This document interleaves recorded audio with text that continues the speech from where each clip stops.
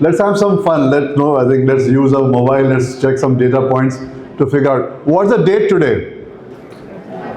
13th, Friday the 13th. What is the riskiest date in the calendar? It's Friday the 13th. What better day to launch ARM than Friday the 13th? Did you realize, Manoj, when I gave you this date, I'd actually planned it like this because it's a historical moment. I think we're launching the ARM, Association of Risk Managers. It has to be on a date which we should all remember for times to come. It becomes part of history. And nobody can forget Friday the 13th. That is the riskiest date in the history of mankind as it is defined. So I'm not sure with it or not, but how many of us know why is it the riskiest date? What happened on Friday the 13th for it to be called as one of the riskiest days in the history of mankind? Any guesses? Anybody? We have awards for people who can answer questions. You can take out your Google cheat, whatever is perfectly fine.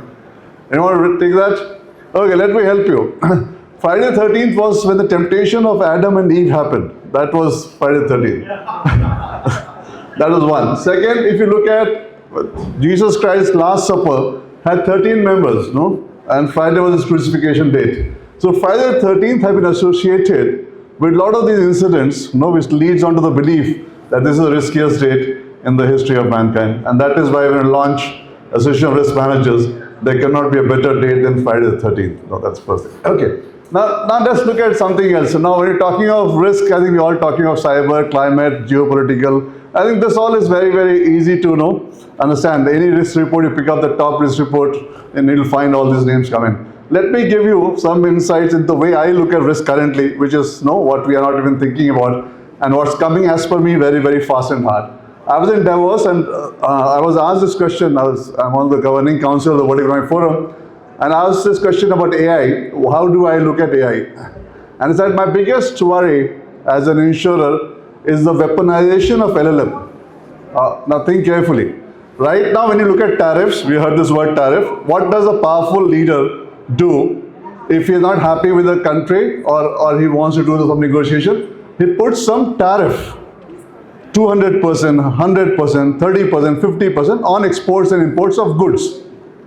Fair enough, no? Now you just park this thought that tariff became a methodology of negotiation, of weaponization. When Trump was speaking in Davos and he was talking, and you hear his speech, that 1600-minute speech, and I was there at that point in time, he spoke about that if he puts tariff on Europe, they don't really are able to survive because most of it things goes there. And he's talking of Greenland and he's talking of he said, okay, we'll not put army there. Initially he said he'll put army there. But in all this conversation, tariffs is an important tool for negotiation, be it whatever, be it in terms of acquiring a country, be it in terms of negotiating. Now, when we talk of AI, what do? We are talking of using AI, LLMs, and trying to change our entire organization. Let's park this thought here once. And let's look at what all AI is doing now. Have you heard of a company called Macro Heart? How many of you have heard of a company called Macro Heart? Macro, M-A-C-R-O, Heart. How many of you have heard? One gentleman, yeah, two, good. Interesting. Take out your phone and Google it when you have time. Macro Heart is opposite of Microsoft. It's an Elon Musk company which Elon Musk has set up to take on Microsoft, and that's why he calls it Macro Heart. In Microsoft, how many employees are there? Close to 270,000 people work for Microsoft. And Macro, unbelievable.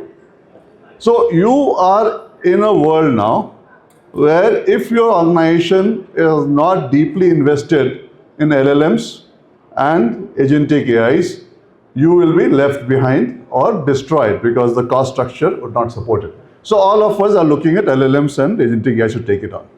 Very good. Now, where are we getting these LLMs? Which companies are talking of? Claude, Anthropic.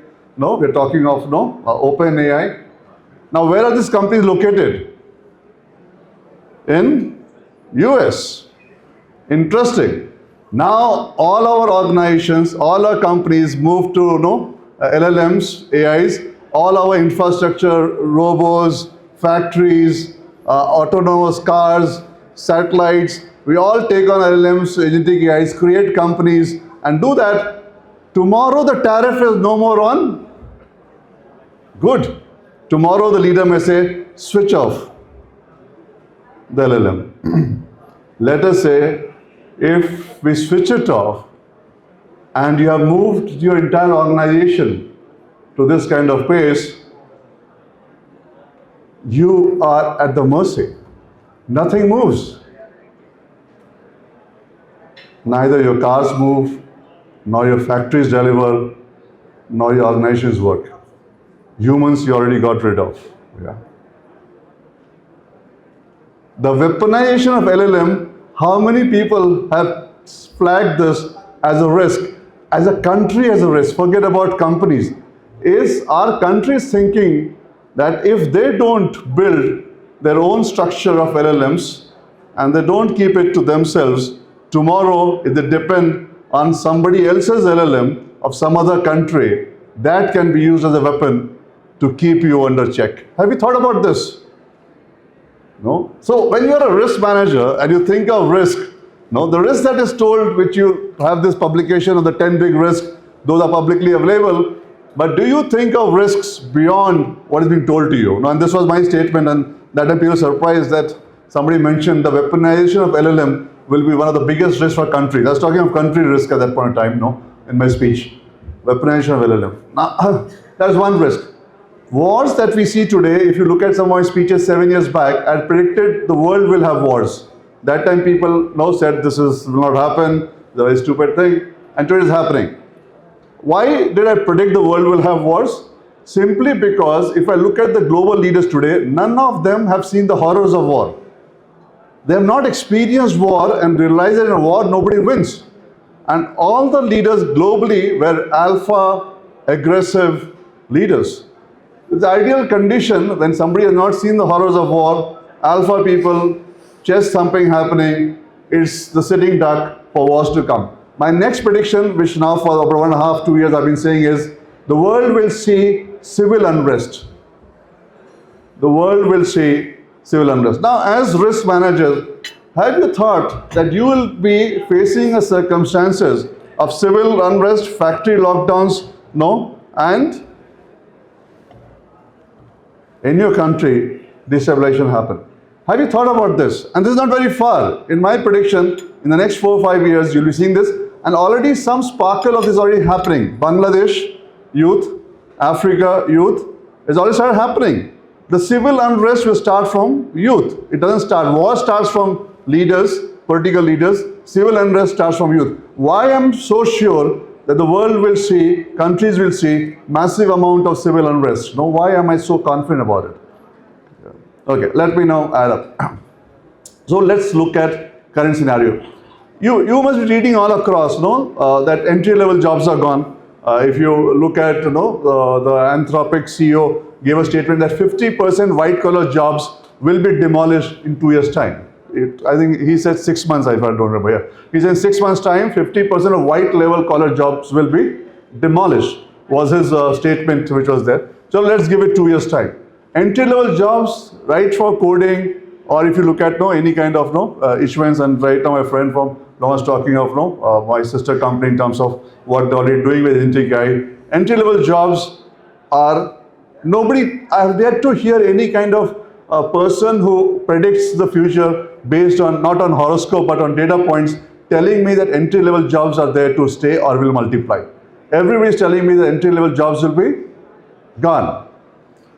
Entry-level jobs are gone means what? You have a huge population of youth entering the workforce. At what time?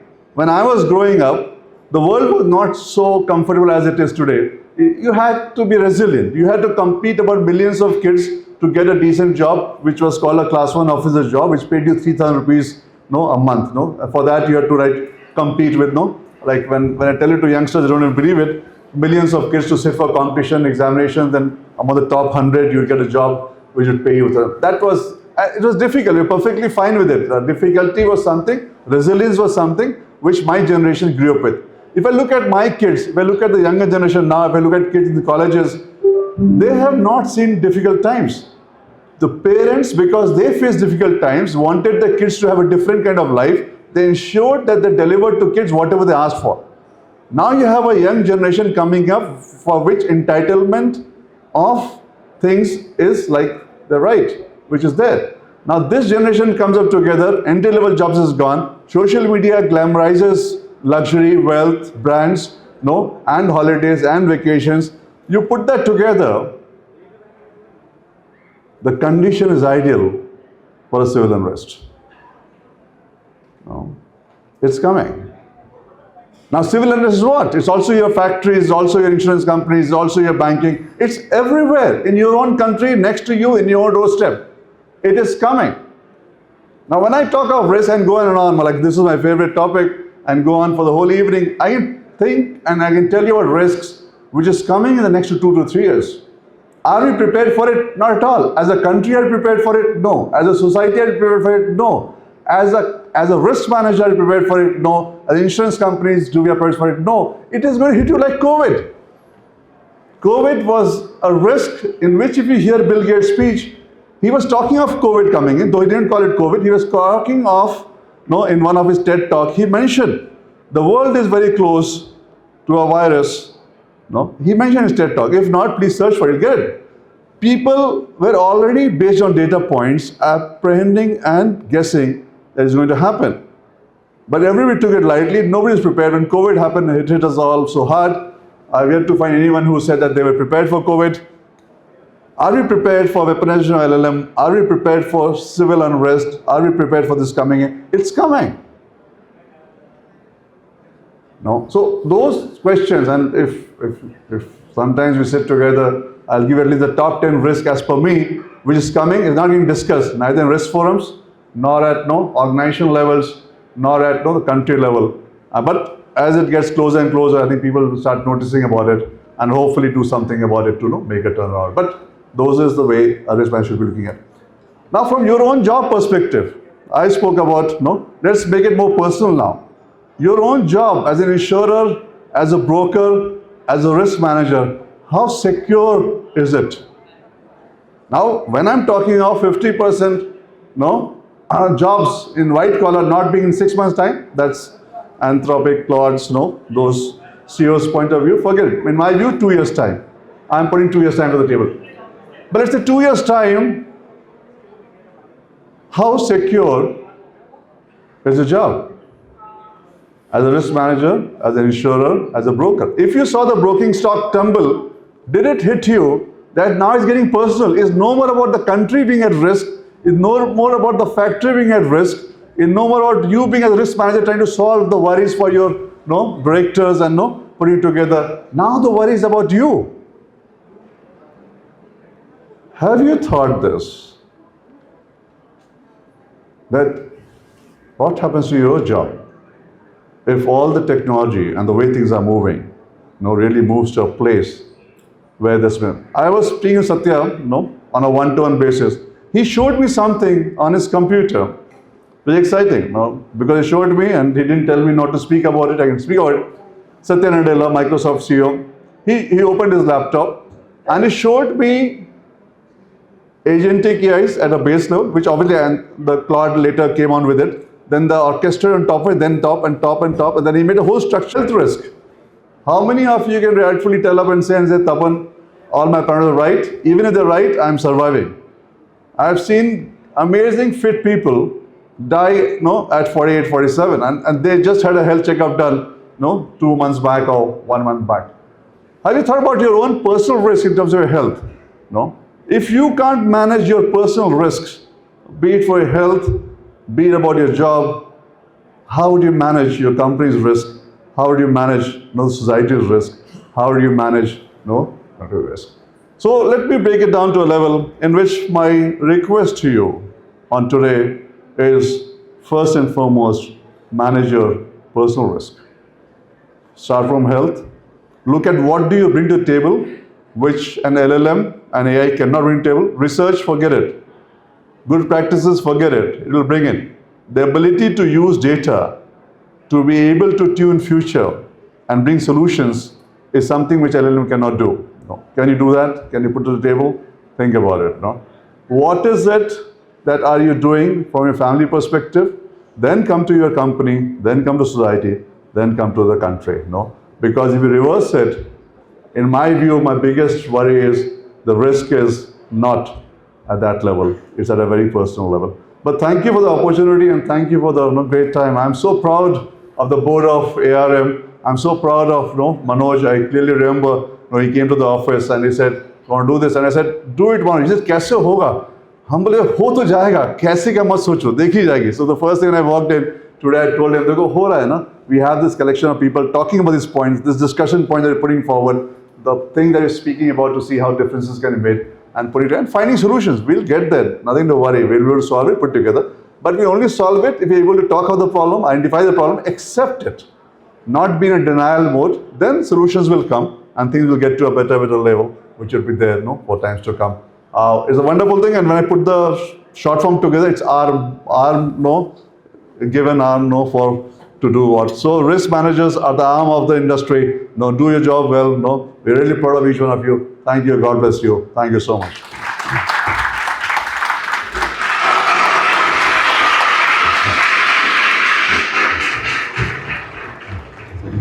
Amazing speech बोलना है. No, thank you.